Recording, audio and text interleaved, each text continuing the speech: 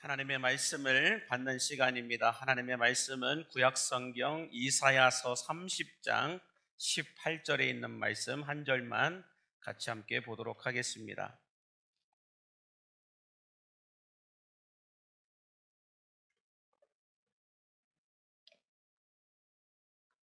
이사야서 30장 18절에 있는 말씀, 구약성경 1002면에 있는 이사야서 30장 18절에 있는 말씀 다 같이 함께 한 목소리로 합독하여 보도록 하겠습니다.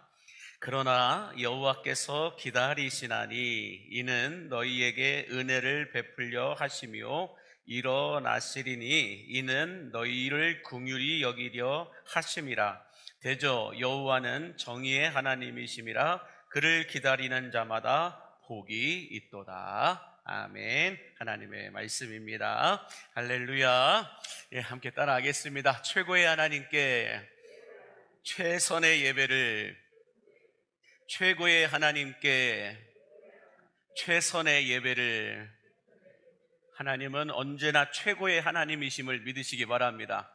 중요한 건 우리가 최선의 예배를 드리느냐 못 드리느냐의 문제이지, 언제나 하나님은 우리에게 최고가 되시고 최고의 것을 부어주시는 분이심을 믿으신다면 아멘 하시기 바랍니다. 그래서 이런 말이 있어요. 한번 띄워주시면은, 더 하시는 하나님의 은혜와 다 하시는 하나님의 능력이 오늘 예배하는 여러분들 가운데 부어지게 되기를 주의 이름으로 간절히 축복합니다. 다시 한 번 더 볼까요? 한자 차이예요. 더 하시는 하나님의 은혜가 여러분들에게 있게 되기를 바랍니다. 그리고 다 하실 수 있는, 다 하시는 하나님의 능력이 여러분들에게도 나타나게 되기를 믿으신다면 아멘 하시기 바랍니다.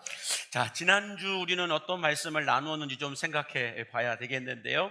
지난주 우리는 어떤 말씀을 나누었냐? 인간의 모든 기도와 소원은 하나님께서 정하신 때가 있고, 하나님께서 정하신 그 때가 되어야만 응답되어지고 이루어진다라고 말씀을 드렸습니다. 자, 그래서 우리는 하나님께서 정하신 그 때를 기다려야 한다라고 말씀을 드렸는데요. 특별히 우리가 하나님께서 정하신 때를 기다려야 되는 이유가 있다면 무엇 때문에 기다려야 된다고 말씀드렸나요? 한번 보여주시면, 하나님께서 정하신 때에 응답되는 것이 가장 안전하고 가장 좋은 때이기 때문임을 믿으시기 바랍니다. 이것이 기다림의 축복이다라고 말씀을 드렸는데, 대표적으로 구약 성경에 있었던 요셉이라고 하는 사람의 이야기를 가지고 함께 말씀을 나누었는데, 요셉이 억울하게 보디발의 집에서 이러이런 저러저런 일들로 인하여 감옥에 갇혀 있다가 술 맡은 관원장이 곧 풀려나게 될 것이다라고 하는 꿈을 이 요셉이 해석을 해주게 됩니다. 그래서 그 은혜로 곧바로 감옥에서 풀려나게 되었다고 한다면, 애굽의 노예의 신분으로 있었던 이 요셉이 풀려나서 어디 갈 데가 없었을 것이다 라고 말씀을 드렸고, 그리고 그러면 애굽을 떠나서 아버지 집으로 돌아갈 수도 있었을 텐데, 아버지 집에 가면 누가 있다고 그랬어요? 자기를 애굽에 팔아넘긴 형들이 있었기 때문에 이제는 진짜로 목숨을 잃을 수도 있는 상황인지라 아버지 집도 돌아간다는 것이 쉽지는 않았을 것이다 라고 말씀을 드렸습니다. 그러므로 술 맡은 관원장이 요셉을 잊어버린 것이 하나님의 은혜였다라는 거예요? 아니었다라는 거예요? 하나님의 은혜였다라고 말씀을 드렸습니다. 2년이 지난 후에 이 요셉이 이제 어떻게 됩니까? 바로 왕의 꿈을 해석해 줌으로 말미암아 애굽의 국무총리라고 하는 신분이 되었고, 국무총리로서 애굽에서 살게 되었을 뿐만 아니라 아버지와 형들도 이제는 자기들의 동생이 아니라 애굽의 대제국의 국무총리라고 하는 신분으로 아버지도 만나고 형들을 만남으로 인하여서 그때 만나는 것이 가장 안전하고 그때 만났던 것이 가장 좋은 때였다라고 말씀을 드렸습니다. 그래서 하나님의 때가 어찌 보면 우리가 생각할 때는 지금 당장 응답되는 것이, 지금 당장 뭔가 이루어지는 것이 좋은 거라고 생각을 할 수 있지만, 하나님께서 정하신 그때가 언제나 우리 때보다 더 좋은 시기이고 좋은 방법임을 여러분 믿으시기 바랍니다. 그래서 전도서 3장 1절에서 11절까지 보면 이런 때가 있고 저런 때가 있다라는 말씀들을 쭉 기록해 놓으면서 이런 말씀이 있죠. 한번 보여주시면, 범사에 기한이 있고 천하 만사가 다 때가 있나니 이런 때가 있고 저런 때가 있다라고 하면서 하나님이 모든 것을 지으시되 때를 따라 아름답게 하셨다라고 말씀을 하고 있습니다. 28번의 때가 있다라고 말씀을 하셨는데, 맨 마지막에 뭐라고 말씀하세요? 하나님이 정하신 모든 때는 가장 아름답다라고 말씀하고 있습니다. 모든 때를 하나님은 가장 아름답게 하신다라고 말씀을 하고 있습니다. 그러므로 하나님께서 정하신 때가 가장 안전한 때요, 하나님께서 정하신 그때에 우리들의 모든 것이 가장 아름답게 변화된다라는 것을 믿으신다면 아멘 하시기 바랍니다. 자, 그러므로 우리는 하나님께서 정하신 때를 기도하며 기다려야 한다라고 지난 시간까지 함께 말씀을 나누었는데요.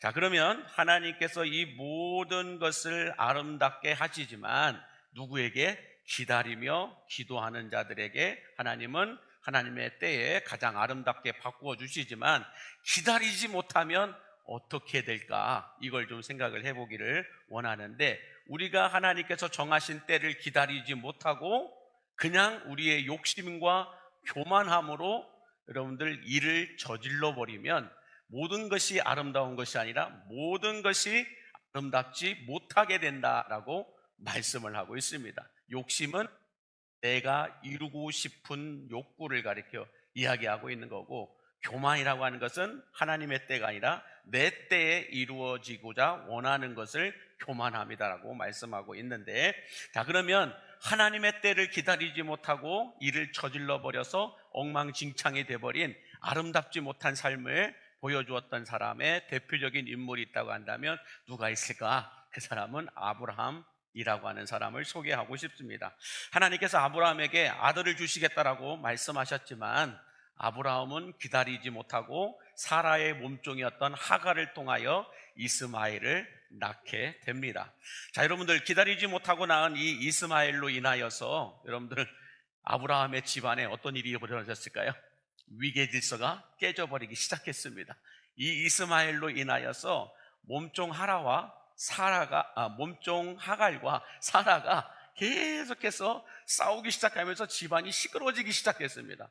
위계 질서도 무너졌지만은 이 집안이 시끄러워지기 시작했다는 거예요. 그뿐만 아니라 오늘날까지도 이스마엘 자손과 이삭의 자손들이 중동 지역에서 서로 으르렁거리면서 싸움이 멈추지 않고 있는 것을 볼 수가 있다라는 것입니다. 그래서 유명한 말이 있잖아요. 조급하면 이스마엘과 같은 응답이 오고 기다리면 이삭과 같은 응답이 오게 됨을 여러분 믿으시기 바랍니다.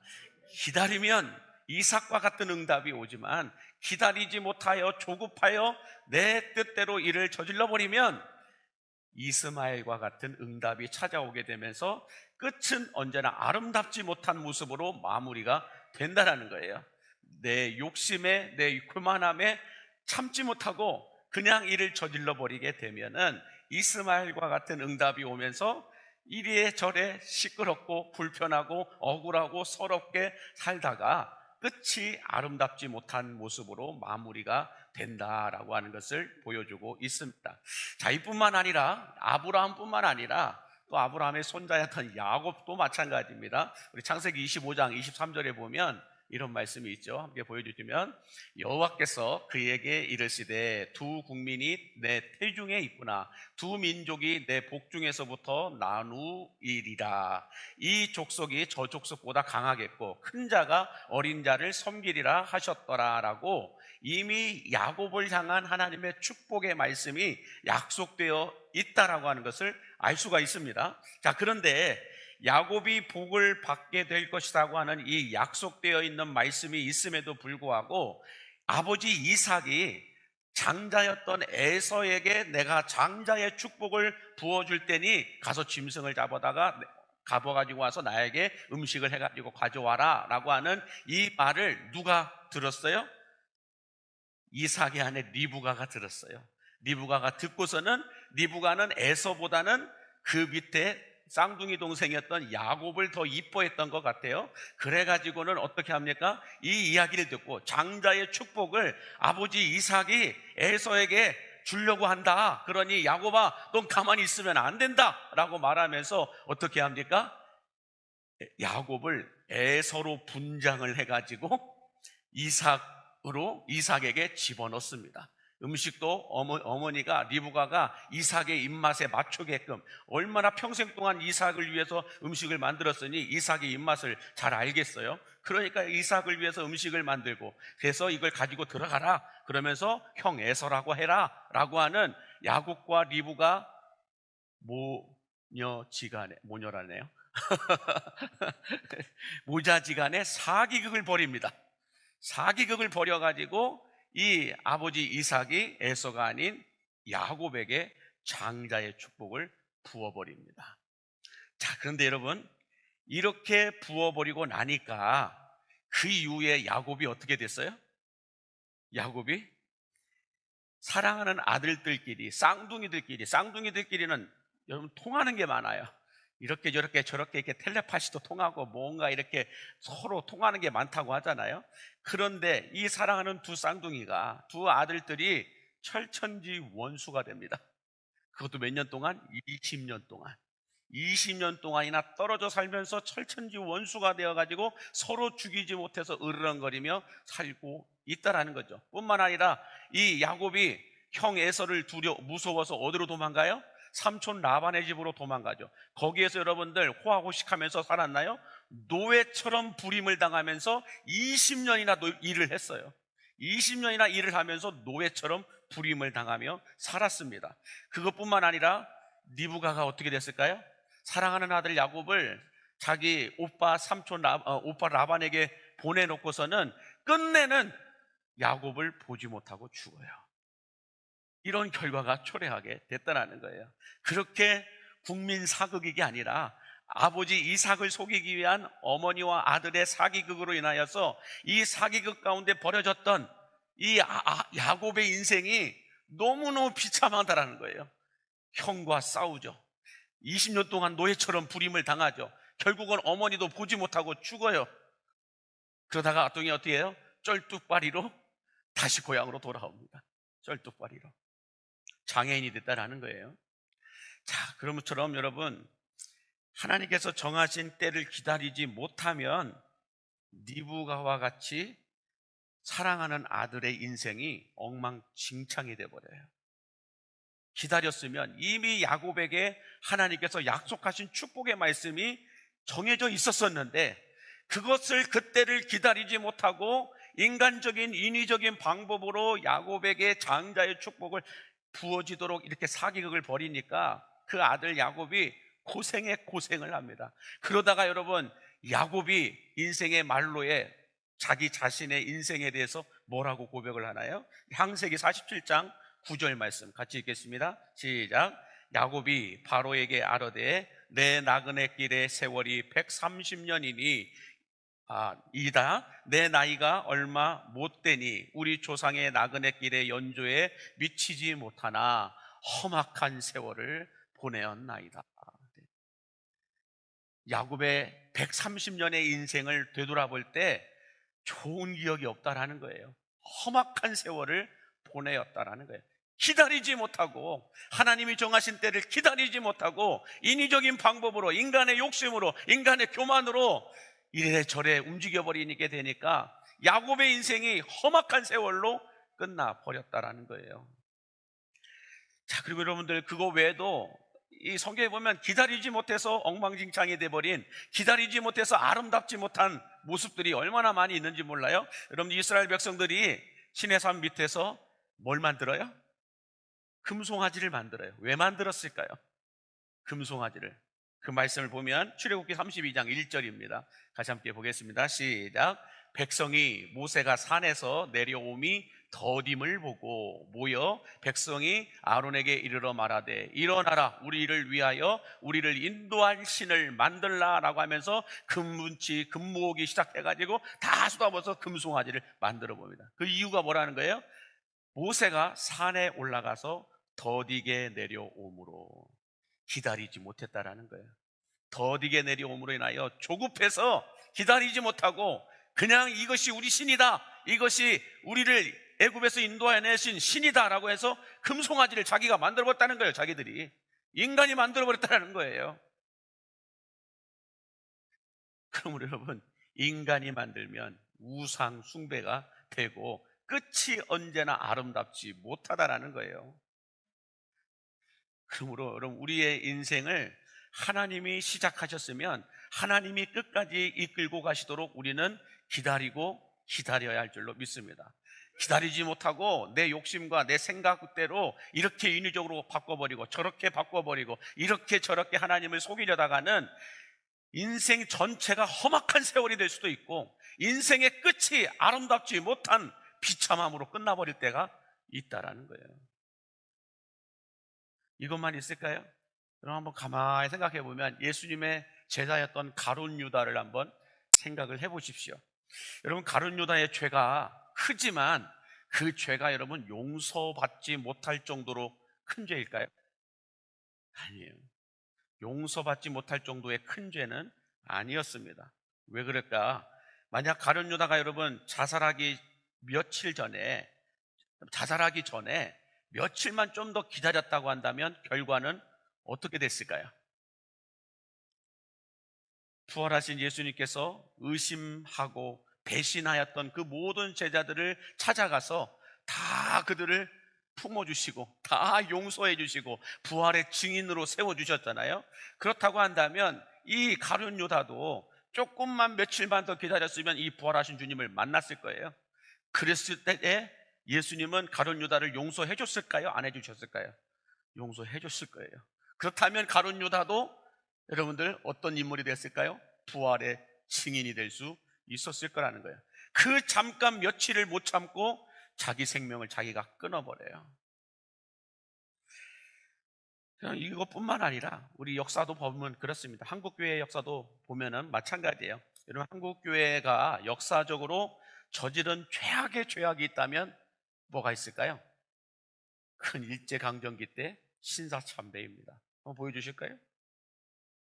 일제강점기 때 교단 총회에서 여러분들 임원진들이 일본까지 건너가서 저렇게 신사참배를 해요. 대한민국도 아니고 총회 임원이라고 하는 사람들이 총회장부터 시작해가지고 모든 임원진들이 가서 저렇게 일본 땅에 가서 신사참배를 합니다.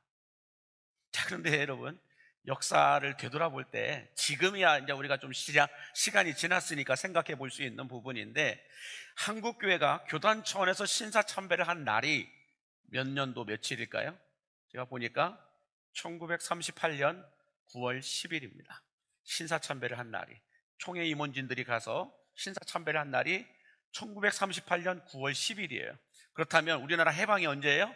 1945년 8월 15일이에요. 7년만 더 참고 기다렸다면 해방의 날 최고의 하나님께 최선의 예배를 한국교회는 드렸을 거라는 거예요. 7년을 못 기다린 거예요.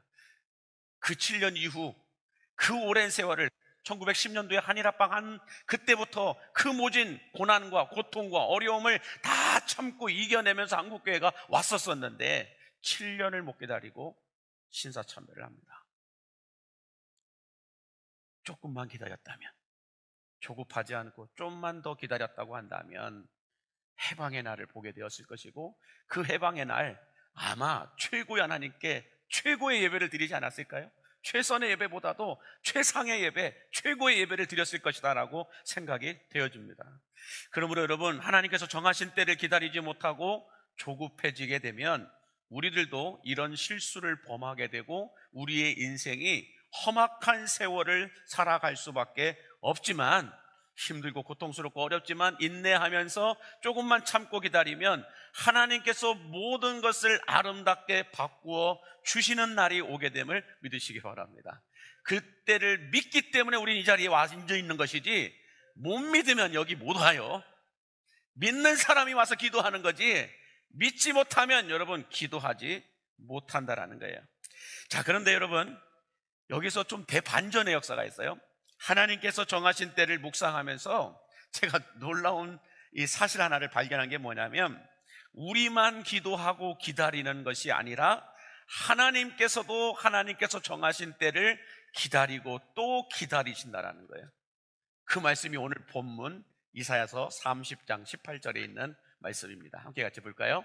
시작. 그러나 여호와께서 기다리시나니 이는 너희에게 은혜를 베풀려 함이시며 일어나시리니 이는 너희를 긍휼히 여기려 하심이라. 대저 여호와는 정의의 하나님이심이라. 자, 보세요. 여호와께서 기다리신다라고 말씀합니다. 우리는 항상 나만 기도하고 나만 기다린다라고 생각할 때가 많습니다. 나만 이렇게 기도하고 나만 이렇게 새벽까지 기도하고 나만 이렇게 금요일에 나오고 기도하고 이렇게 비 오는 날에는 좀 안 와도 괜찮겠지라고 생각하는데 비 오는 날에도 어김없이 나만 와서 기도하는 것 같고 그냥 나만 하는 것 같아요. 근데 여러분 그렇지가 않다라는 거예요. 하나님도 기다리시고 기다리심을 믿으시기 바랍니다. 그러면 하나님께서 무엇 때문에 기다리신다라고 말씀하나요? 무엇 때문에? 오늘 18절에 있는 말씀을 보면 한번 보여주시겠어요? 이렇게 말씀합니다. 하나님께서 우리를 기다리시는 이유가 무엇인지, 자, 우리에게 은혜를 베풀어 주시기 위해서요, 또 우리를 긍휼히 여기시기 위해서 기다리신다라고 말씀함을 믿으시기 바랍니다. 그게 18절에 있는 말씀이에요. 우리 18절 전에 있던 말씀 다시 한번 보여주시겠어요? 18절 말씀, 자 보세요. 여호와께서 기다리시나니 이는 너희에게 은혜를 베풀려 하시며 일어나서 너희를 긍휼히 여기려 하심이라라고 말씀하고 있어요. 그래서 그 은혜를 베풀어 주시고 긍휼히 여기시는 그 하나님을 기다리는 자마다 복이 있다라고 말씀하고 있는 거예요. 하나님이 왜 기다리실까요? 우리를? 그 이유는 은혜를 베풀기 위해서요, 긍휼을 베풀어 주시기 위해서임을 믿으시기 바랍니다. 자, 그러면 여기서 이런 질문을 해볼 수가 있어요. 그냥 은혜를 베푸시고 그냥 긍휼을 베풀어 주시면 되지 왜 하나님께서 굳이 기다리실까? 왜 기다리실까요? 그냥 은혜 베풀어 주시면 되지, 그냥 긍휼을 베풀어 주시면 되지 뭐 하신다고 그렇게 우리들의 애를 태우면서 그렇게 1년을 기다리고 10년을 기다리고 30년을 기다리고 지금까지 기다리게 하시느냐? 왜 기다리게 하시는가? 그 이유가 뭘까요, 여러분? 그 이유는 잘 보세요. 제가 드렸나요? 한번 보여주시면 우리가 하나님의 은혜를 받을 준비가 되지 않았기 때문에 그래요. 틀렸네요. 철자가. 안 했기 때문입니다. 우리가 하나님께서 베풀어 주시는 그 은혜를, 하나님께서 주시는 그 축복을, 하나님께서 주시는 그 영광을 받을 준비가 안 됐다라는 거예요. 여러분, 영광이라고 하는 단어를 제가 히브리어로 찾아보니까 카바드라는 말로 사용하고 있더라고요. 이 카바드라고 하는 말의 뜻을 보니까 무겁다, 중하다, 영예롭다 이런 말들로 사용하고 있습니다. 자, 그렇다면 여러분, 영광이라고 하는 이 단어에는 뭐가 있다라는 거예요? 무게가 있다라는 거예요. 하나님이 주시는 영광에는 무게가 있다라는 거예요. 그 무게가 중할 뿐만 아니라 영예롭다라고 말하고 있어요. 하늘과 땅에서도 모두가 다 박수를 쳐줄 수 있을 만큼의 명예로움이, 영광스러움이 있다라는 거예요. 자, 그런데 중요한 건 뭐예요? 모든 영광에는 무게가 있고 그 무게를 감당할 수 있는 준비가 될 때에 영광의 자리에 오를 수 있다라는 것인데, 중요한 것은 우리가 그 영광의 무게를 감당할 영성도 인격도 실력도 준비가 되지 않았다라는 거예요. 우리가 하나님께서 세우시는, 하나님께서 인도하시는 그 은혜의 무게를, 영광의 무게를 감당할 전혀 준비가 하나도 안 됐는데 그 영광의 자리만을 바라는 거예요. 그러다 보니 그 영광의 자리를 하나님이 정하신 때에 오르지 않고 인간의 인위적인 방법으로 올라가게 되면 어떻게 될까요? 그 영광의 무게에 짓눌려 가지고 오히려 덕이 아니라 독이 돼요. 복이 아니라 독이 될 때가 있다라는 거예요. 그 영광의 자리에 올라간 것이 복이 아니고 독이 된다라는 거예요. 그 영광의 무게를 내가 감당할 수 없으니까 짓눌려서 완전히 무너져 버리는 거예요. 그러면서 그 세월이 험악한 세월로 바뀌어 갈 수밖에 없다라는 것입니다. 그런 생각을 해보세요. 우리 자녀들이 칼을 사달라고 합니다. 식칼을 사달라고 하는 건지 아니면 뭔 칼을 사달라고 하는 건지 모르겠지만 칼을 사달라고 한다고 생각해 봤어요. 우리 꼬맹이들이, 어린 꼬맹이들이 수아나 수민이나 오늘 왔더라고요. 수아나 수민이나 또 꼬맹이들이 갑자기 엄마 나 칼 사주세요. 요만한 대검을 사주세요. 그렇게 하면 아이고 이쁘다 내 새끼 하면서 그래 잘 가려진 이 양날이 서 있는 칼을 내가 사주겠다 하면서 이 문지연 집사님 사줄까요? 사줄까요? 안 사줄까요? 대검은 좀 크니까 그래 사시미 정도만 이만한 사시미 정도의 크기만 내가 사주겠다라고 하면서 문지연 집사님 그걸 사주겠나요? 김영환 장로님이 사주시겠냐고요. 그걸 그 칼을 다룰 수 있는 준비가 되어 있으면 사주시죠. 그 칼을 가지고 사시미를 갖고 뭐 하겠어요? 회쳐야죠. 회를 쳐서 할아버지를 줄 수 있을 만큼의 실력과 준비가 되어 있으면 사시미 안 사주겠어요? 세트로 사주겠죠. 그러나 지금 그 어린 나이에 칼을 사달라고 하면, 사시미를 사달라고 하면 사줄 부모가 어디 있고 사줄 할아버지가 어디 있겠냐고요. 못 사주는 거지. 똑같은 거예요, 여러분. 어린 자녀가 이제 2살밖에 안 됐어요. 3살밖에 되지 않았어요. 근데 핸드폰을 사달래. 장로님 사주겠어요? 장로님 사줘요? 2살밖에 안 됐는데 그거 보면서 눈 다 망가지고 그거 보면서 이 뇌세포 다 망가지고 이렇게 하도록 그냥 사주시겠냐고요. 시끄러우니까 그냥 그거 보여주면서 내버려 두겠어요? 안 돼요. 우리 손주가 중학생인데 이번에 시험 1등 했다고 람보르기를 사줄 부모가 있을까요? 면허증도 없는데, 그걸 다룰 준비가 안 돼 있는데, 면허증도 없는데 차부터 사줘요? 재산부터 그냥 증여해 줄까요? 그걸로 인하여 그것을 감당할 실력이 안 되면, 준비가 안 돼 있으면 오히려 그 돈이, 오히려 그 자동차가, 그 칼이 그 자식을 죽여요. 그 자식을 다치게 한다는 거예요. 그건 똑같다라는 것입니다. 우리가 사회적으로나 교회적으로 영광의 무게를 감당할 인격과 실력이 준비되지 않았는데 대통령의 자리에 올라가게 되면, 중요한 일을 결정하는 자리에 올라가게 되면 여러분 어떻게 될까요?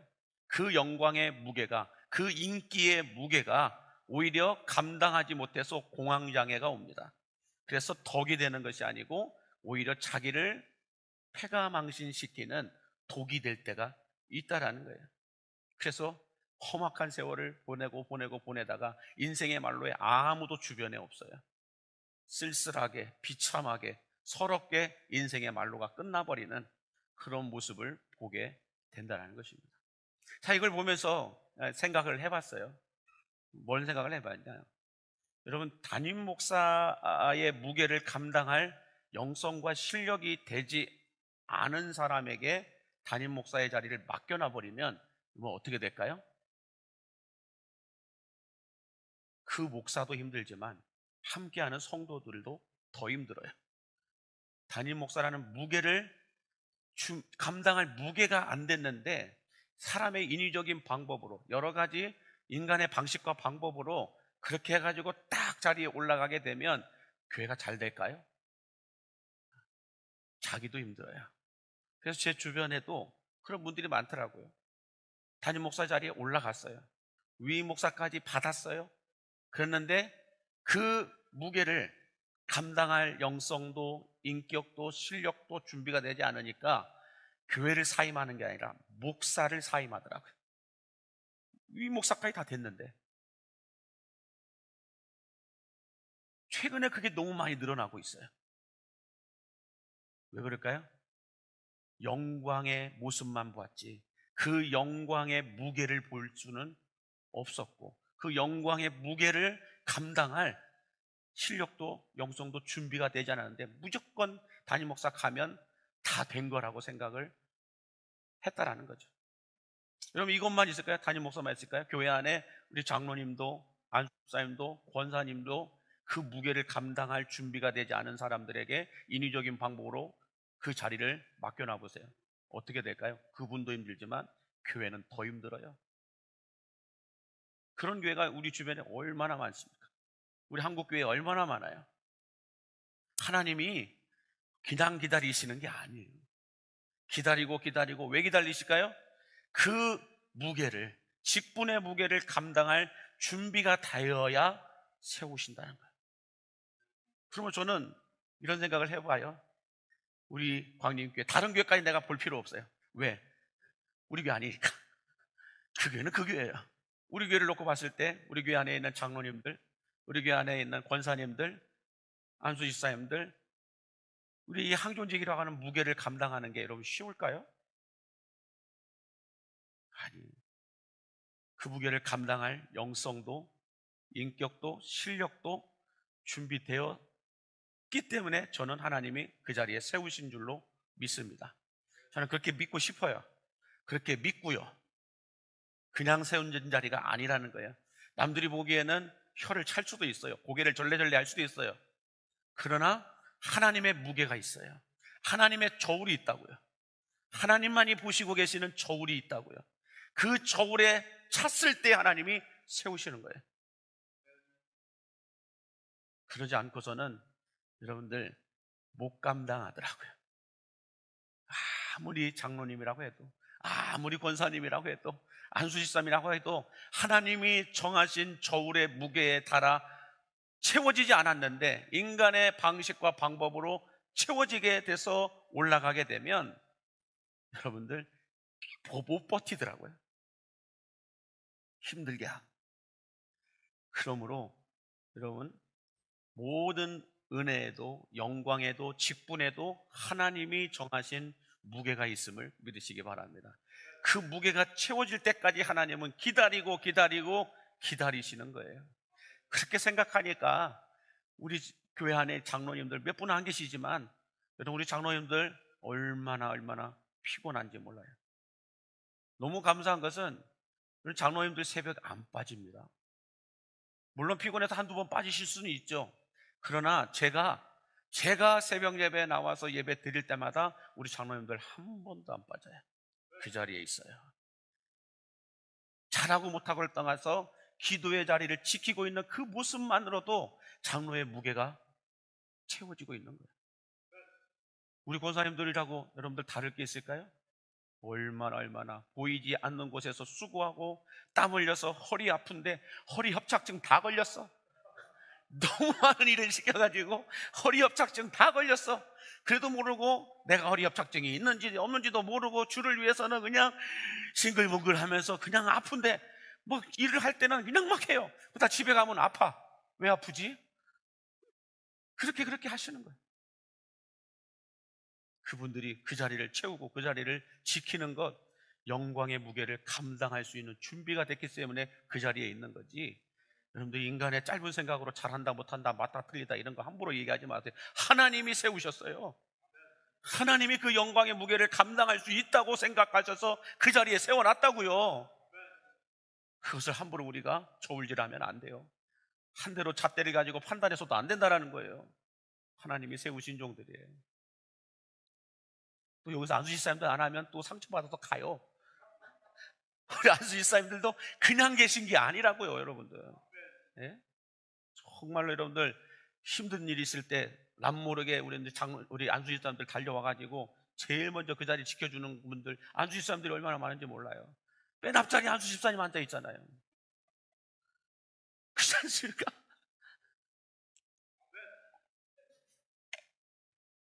자, 이처럼 여러분, 하나님은 쓰실 사람들을 준비시키시고 준비된 이 사람들이 있으면 찾아서라도 쓰시는 분이심을 믿으시기 바랍니다. 준비된 사람이 있으면 어디서든지 어떻게든지 찾아가지고 모셔서 쓰신다라는 거예요. 그래서 준비시키시는 하나님의 시간이 있다라는 걸 우리는 인정해야 된다라는 거예요. 그래서 여러분 한번 성경을 보세요. 요셉은 17살 때 비전을 받습니다. 17살 때 어떤 비전을 받아요? 너희 형들이 너에게 절할 것이다. 볕단이 절하고 별들이 절하고, 이 비전을 꿈을 통해서 이미 보여주셨어요. 그때가 17살 때예요. 근데 국무총리는 언제 돼요? 30살 때 돼요. 30살 때. 또 다윗도 그렇죠. 다윗도 왕으로 기름 부으심을 10대 때 먼저 받아요. 그러다가 준비하는 시간을 거쳐서 30살 때 왕이 돼요. 그때 가서야. 준비하는 시간이 분명히 있다. 준비하지 않고 영광의 자리에 올라가려 하니 문제가 생기는 거예요. 사울 왕은 뭘 준비했다라는 말씀이 없어요. 잘 읽어보세요, 여러분들. 사무엘 다 읽어보세요. 사울 왕이 먼저 왕으로서의 부르심을 받고 무슨 시간을 거쳤고 무슨 기간을 거쳤고 뭔가를 했다는 말이 없어요. 바로 왕이 돼요. 아무런 준비 기간이 없었어요.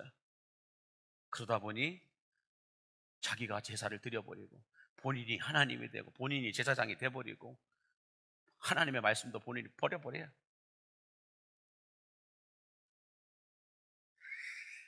여러분, 여호수아서를 읽어보면 참 여호수아가 얼마나 대단한 사람인가를 생각을 하게 돼요. 이 여호수아라고 하는 사람 한번 생각을 해보세요. 여호수아가 하나님께서 여호수아에게 명령하실 때마다 여호수아가 여러분 단 한 번도 이걸요? 제가요? 왜요? 안 되는데요? 힘든데요? 어렵겠는데요? 이런 말 한 적이 한 번도 없어요. 근데 모세는 호렙산에서 이 호렙산 떨기나무 가운데서 만난 하나님 앞에서 가서 내 백성 이스라엘 백성을 이끌어내라. 모세야, 내가 너와 함께 할 테니 걱정하지 마라. 이런 기적도 저런 기적도 보여주시면서 가라 하는데 5번이나 못 가겠는데요. 결국은 저는 말을 못해요. 하나님, 보낼 자를 보내시옵소서. 저는 안 되겠습니다. 하나님이 함께 하시겠다는데 안 된대요. 그런데 여호수아는 여러분, 제가 여호수아서를 묵상도 해보고 말씀도 다 전해보고 또 사사기까지 쭉 연결해보고 이 여호수아가 애굽에서 나올 때부터 시작해가지고 가나안 땅 정복할 때까지 가장 많은 이야기가 여호수아에 대한 이야기예요. 모세보다 더 많은 이야기가 여호수아의 이야기예요. 이 애굽 땅부터 시작해가지고 가나안 땅까지 애굽 40년, 광야 40년, 가나안 땅 40년 쫙 이 시간들을 다 성경에 기록되어져 있는 사람이 여호수아예요. 근데 이 여호수아가 하나님이 말씀하실 때에 주님 안 되겠는데요? 힘들겠는데요? 어렵겠는데요? 나하고는 안 맞는데요? 그걸요? 제가요? 왜 해야 되는데요? 이런 말 한 적이 없어요. 주님이 말씀하시면 곧바로 순종하고 갔던 사람이 여러분들 여호수아예요. 왜 그랬을까요? 여호수아는 준비된 사람이었기 때문에 그래요. 준비한 사람이었기 때문에 그렇다라고 말하는 게 더 정확할 겁니다. 자, 그럼 여호수아가 얼마나 준비를 했을까? 40세까지 애굽에서 노예로 있으면서 하나님을 향한 갈망의 마음을 가지고 기도 훈련을 받았어요. 40년 동안이나 노예로서 처참하게 고통을 당하면서 하나님을 향한 갈망의 마음, 하나님 나를 우리 민족을 구원하여 달라고 하는 그 갈망함과 절박함의 마음으로 기도하는 훈련을 40년이나 받았어요. 그리고 모세를 만나죠. 모세를 만나서 뭐예요? 40년 동안이나 모세 옆에서 바짝 달라붙어 가지고 40년 동안 준비됐던 사람이 여호수아예요. 여호수아 옆에서 모세 옆에서 여호수아가 뭘 했을까요? 하나하나 일일이 다 본 거예요. 일일이 다 보면서 모세가 어떻게 하는지, 이 어려움 가운데서, 이 고통 가운데서 이렇게 이스라엘 백성들이 불평하고 불만하고 모세를 쳐 죽이려고 하고 하는 이 순간 때마다 모세가 어떻게 했는가를 여호수아가 옆에서 계속 본 거예요. 계속 보면서 배우고 또 배우는 거예요. 이렇게 했구나. 모세가 이럴 때는 이렇게 하는구나. 모세가 이럴 때는 이렇게 하는구나. 옆에서 자세히 보고 꼼꼼히 보고 계속해서 보는 거예요. 그렇게 하면서 영광의 무게를 감당할 준비를 하고 나니까 여러분, 여호수아의 때가 오니까 거침없이 담대하게 요단강 건너가 버립니다. 홍해를 건널 때에 모세를 통하여 일하시는 하나님을 보았고 모세가 어떻게 준비하는가를 보았어요. 그러니까 여호수아도 요단강을 건너가 버려요. 여러분, 준비되니까 갈 수 있는 거예요. 여호수아가 요단강만 건너갔을까요? 가나안 땅 가서 그 7족속을 몰아내는데 여러분, 모세는 광야에서 싸움 몇 번 안 했어요. 모세는 올라가 기도만 했죠. 진짜 싸움은 누가 했어요? 여호수아가 밑에서 다 했어요. 그 싸움의 현장에서 이 싸움의 승패가 어디에 있는가를 여호수아가 배웠을까요? 안 배웠을까요? 배웠어요. 배워서 이 가나안 땅에 들어가서 7족속을 몰아낼 때에 아이성 전투에서만 한 번 실패하죠. 그 외에는 언제나 하나님께 먼저 기도하고 하나님 갈까요 말까요? 하나님 칠까요 말까요? 주님의 음성이 들릴 때까지 기다리는 거예요. 배운 만큼 배운 대로 하는 거예요. 그래서 가나안 땅 정복 전쟁까지 다 끝나요. 모든 땅 분배까지 다 끝나요. 그리놓고는 제3세대인 그 세대들이 여러분들 그 땅에 정착할 때까지 여호수아가 살아요.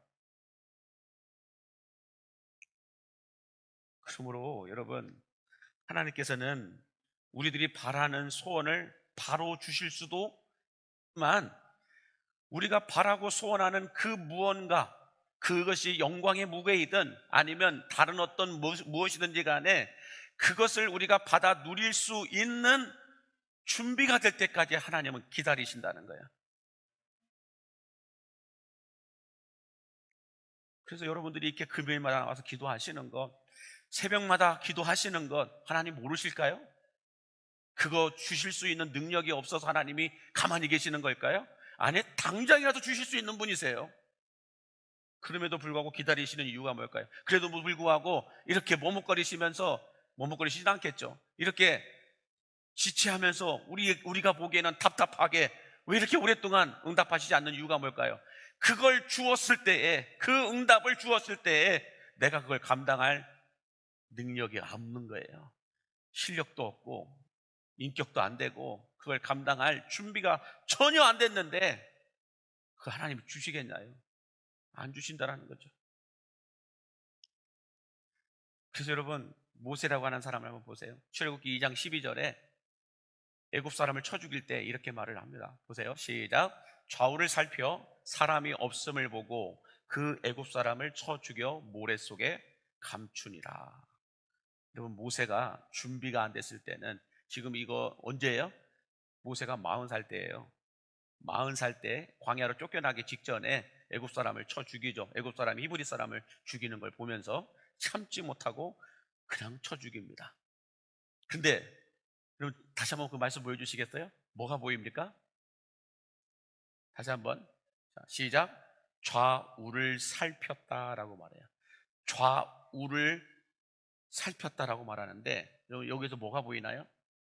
준비가 되지 않았을 때는 좌우밖에 못 봐요.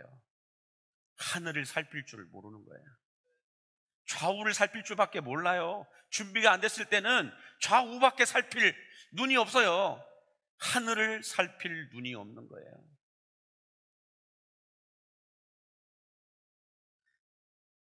그래서 여러분, 모세가 이스라엘 백성들을 이끌 지도자의 무게가 준비되지 않았을 때는 좌우밖에 살필 줄을 모르는 사람이었지만, 하나님이 모세를 광야에서 40년 동안이나 훈련을 시킵니다. 준비 기간을 시킵니다. 그럼에도 불구하고 시내산에서, 호렙산에서 못 간다고 얘기해요.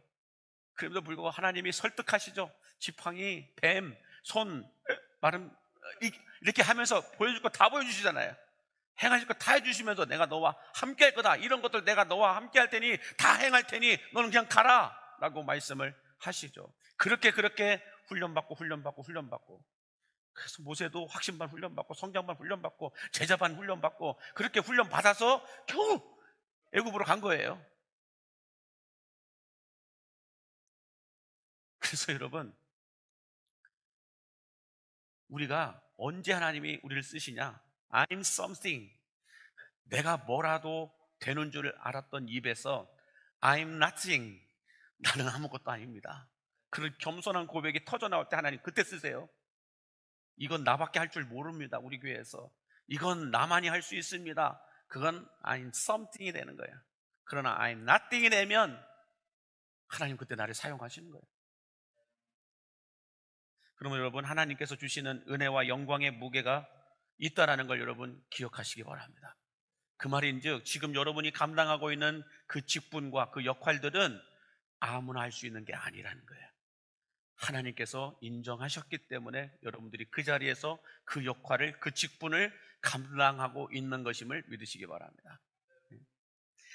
그러나 준비가 안 된 사람들이 구하고 찾고 두드리는 대로 하나님께서 은혜를 베풀어 주시고 응답해 주시고 영광의 자리에 오르게 되면 오히려 그 영광의 자리가, 그 중요한 자리가 나에게 은혜가 되는 것이 아니고 나에게, 여러분, 뭐가 될까요? 독이 돼요. 힘이 들어요. 그래서 하나님께서는 우리 안에 영광을 감당할 인격과 실력과 신앙이 준비될 때까지 기다리고 기다리고 기다리시는 분이심을 믿으시기 바랍니다. 특별히 교역자들은 더 심하죠. 나이 됐다고 해서 바로바로 하나님이 맡기시는 게 아니에요. 준비가 되어야만 맡기세요. 처절하게 준비하셔요. 처절하게. 진짜예요. 그냥 여러분들이 보시기에는 그냥 저절로 절절절절절 되는 것 같은데 여러분 절대 그렇지 않다는 거예요. 절대로. 준비돼야 하나님이 쓰신데 준비되지 않으면 30대가 돼도 40대가 돼도 50대가 돼도 안 쓰세요. 조급한 마음에 이스마엘을 얻기 위하여서 내 방법으로 개척을 하고 내 인위적인 방법으로 어디 조그마한 교회라도 가고 그렇게 해서 이루었다라고 생각하죠. 아니, 하나님 밀어버리시더라고요. 그런 분들이 얼마나 많은지 몰라요. 영광의 무게를 당할 준비가 되지 않았는데 밀어버리시더라고요. 그럼 교회도 마찬가지. 이 한 가지만 더 보기를 원하는데 교회도 여러분 마찬가지예요. 모든 교회가 여러분 다 부흥하기를 놓고 기도할까요? 안 할까요? 조금만 더요. 여러분 이 여수시 땅에 500개가 넘는 교회가 있어요. 뭐 550개가 된다. 교단을 초월해서 그 모든 교회들이 다 부흥하기를 놓고 기도할까요? 안 할까요? 다 부흥하기를 원해요. 그렇지 않겠습니까? 다 부흥하기를 원한다고요. 그러나 부흥할 준비가 되지 않고 부흥할 아무런 그릇도 준비되지 않았는데 부흥이 일어나는 것은 있을 수 없는 불가능한 일이에요, 여러분. 진짜요? 부흥할 준비를 하나도 안 해놓고 부흥하기를 놓고 기도한다? 하나님이 주고 싶어도 줄 수가 없는 거예요. 부흥을 일으키고 싶어도 일으킬 수가 없는 거예요, 여러분. 부흥의 그릇을 준비해 놓지 않았는데 거기에 뭘 담을 수 있겠어요, 여러분? 그렇지 않겠습니까? 부흥할 그릇이 준비되지 않았는데 어떻게 부흥을 일으키시냐고요, 하나님이. 하나님이 우리보다 부흥을 더 원하시고 계심을 믿으시기 바랍니다.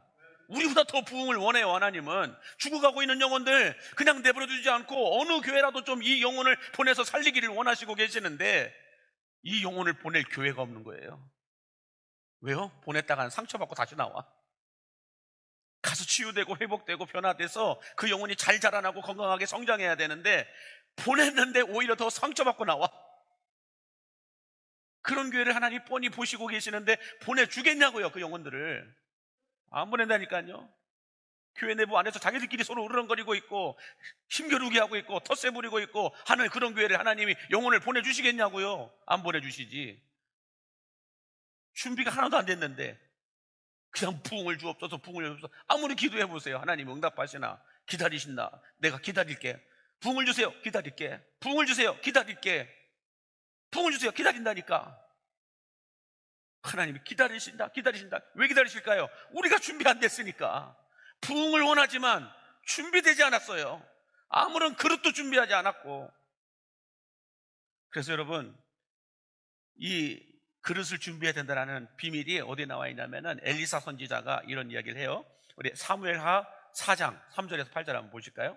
그 보시면 이렇게 말씀합니다. 천천히 한번 같이 읽어볼게요. 시작. 너는 밖에 나가서 모든 이웃에게 그릇을 빌리라. 빈 그릇을 빌리되 조금 빌리지 말고 너는 내 두 아들과 함께 들어가서 문을 닫고 그 모든 그릇에 기름을 부어서 차는 대로 옮겨 놓으라 하니라.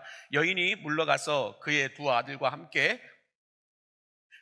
그들은 그릇을 그에게로 가져오고 그는 부었더니 그릇에 다 찬지라. 여인이 아들에게 이르되 또 그릇을 내게로 가져오라 하니 아들이 이르되 다른 그릇이 없나이다 하니 기름이 곧 그쳤더라. 그 여인이 하나님의 사람에게 나아가서 말하니 그가 이르되 너는 가서 기름을 팔아 빚을 갚고 남은 것으로 너와 내 두 아들이 생활하라 하였더라. 이게 무슨 말씀이냐면 이 엘리사 선지자가 과부와 두 아들이 사는 동네에 들어가서 그 과부를 만나고 도와드려 봤더니 이 과부가 빚을 많이 졌어요. 그래서 살아가기 너무 힘들어요. 그런데 보니까 가지고 있는 것도 아무것도 없어요. 기름 조금밖에 없는 거예요. 그래가지고 이 엘리사 선지자가 이 과부에게 가가지고 이웃들에게 가서 그릇들을 많이 빌려갖고 와라, 빌려올 수 있을 만큼 빌려갖고 와라 하고 그릇들을 몽땅 빌려왔겠죠. 빌려와가지고 이제는 너희 집에 있는 그 기름을 갖다가 부어라. 그래서 부으니까 차고 부으니까 차고 부으니까 찼다라는 거예요. 꼭 사르밧에 살았던 과부하고 똑같죠. 부으니까 차고 부으니까 차고 다 찼습니다. 이제는 더 이상 그릇이 없습니다. 만약에 여러분 그릇이 더 준비됐다고 한다면 어떻게 됐을까요?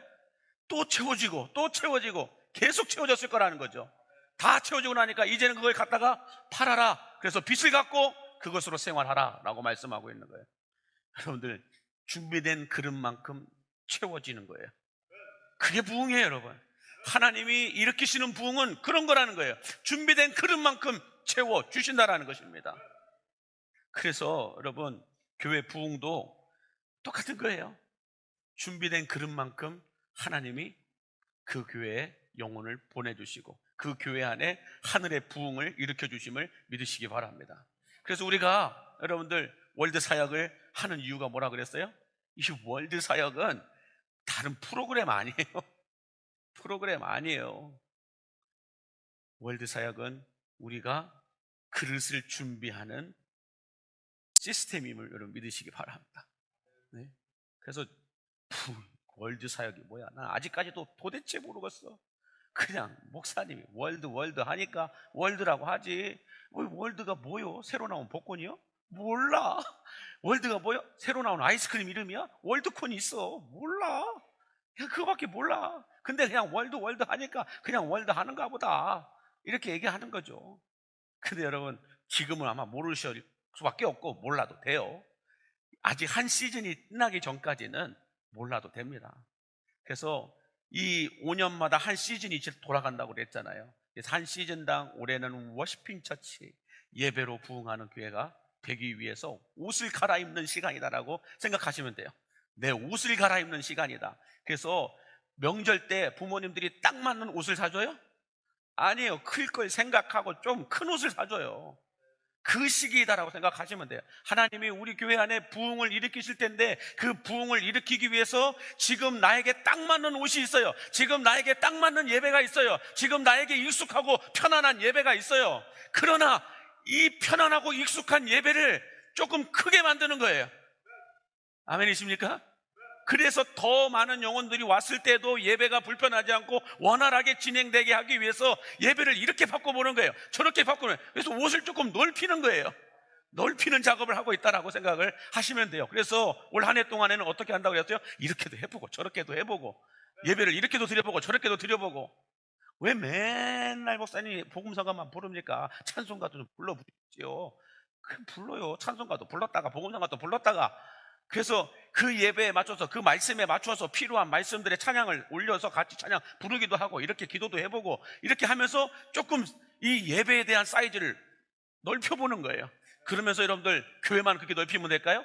여러분의 신앙의 예배도 넓혀야 돼요.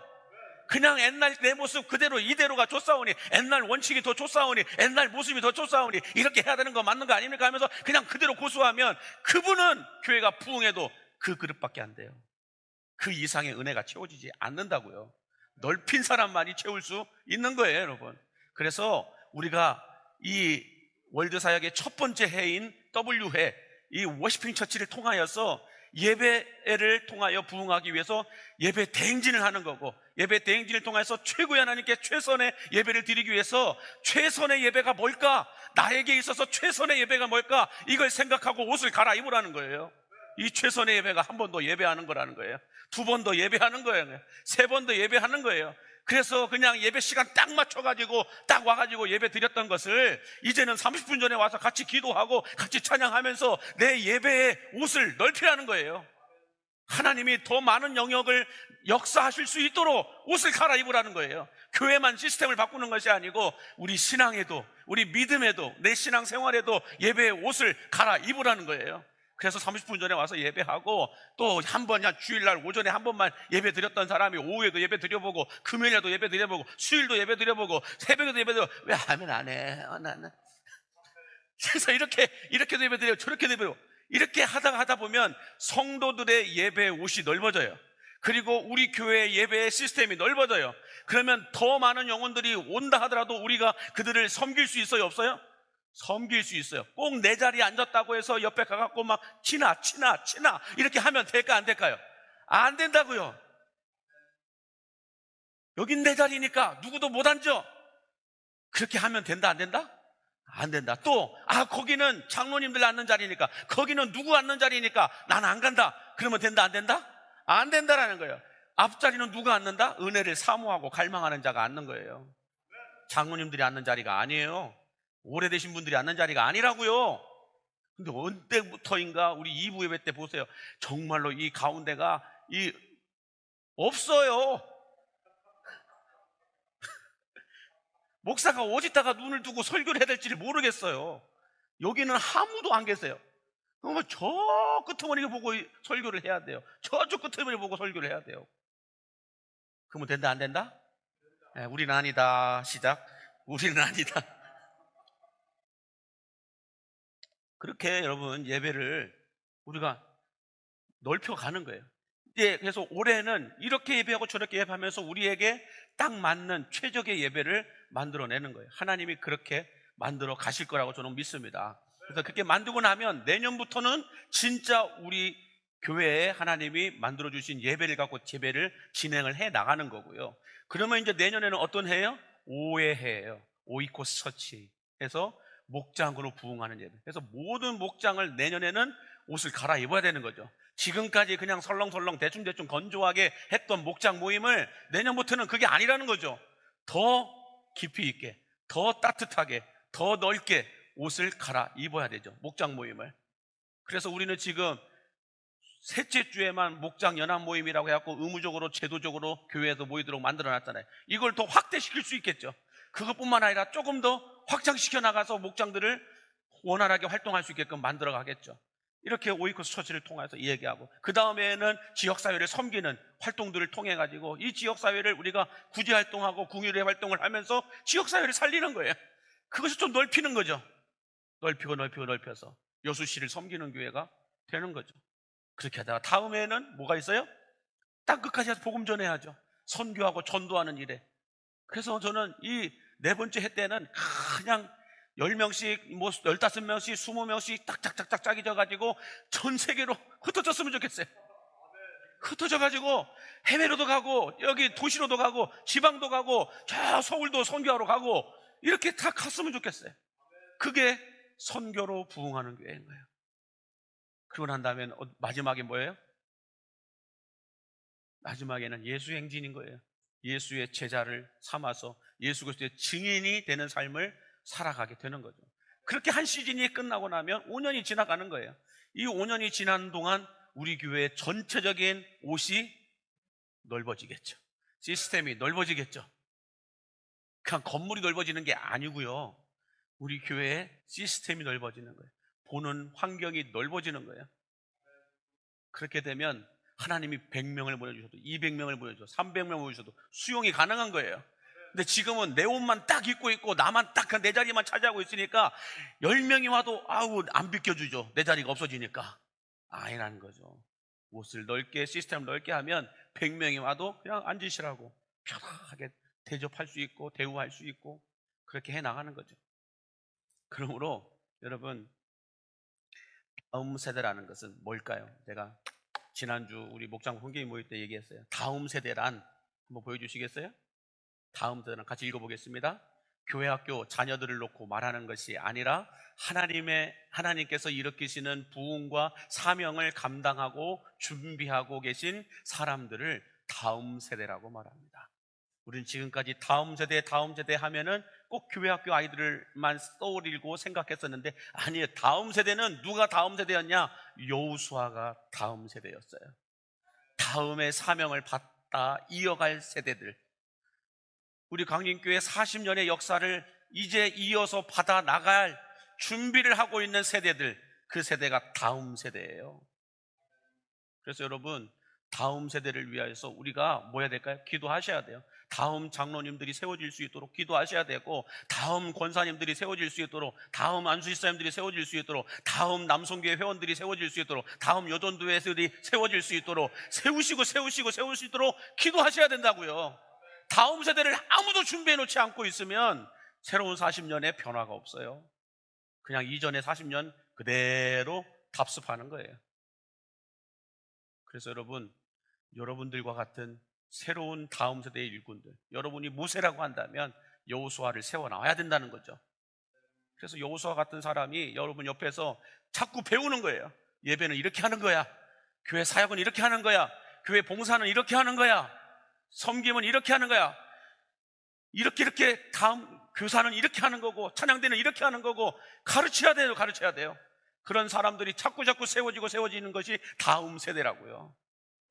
우리 자녀들은 뭘까요? 다음 세대이기도 하지만 정확히 말하면 자녀 세대예요. 우리가 부모 세대라고 한다면 우리 교회 학교 아이들과 손주 소녀들 자녀 세대예요. 자녀 세대.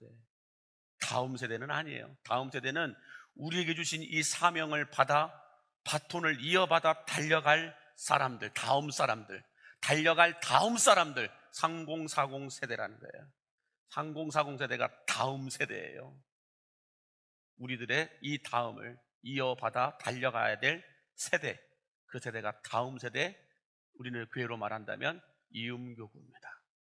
이음교구가 세워지지 않고 이음교구가 정착되지 않으면 우리 다음은 없어요, 여러분. 그러므로 하나님께서 준비시키는 다음 세대의 반열에 우리는 들어가야 할 줄로 믿습니다. 그래서 여러분들 3040 세대들 알아서 하겠지 뭐, 나만 편하게, 나만 은혜 받으면 되고, 나만 그냥 믿다가 은퇴하면 되고, 은퇴하고 그냥 여기서 이거 아니죠. 다음 세대를 세워놓고 은퇴해야 돼요.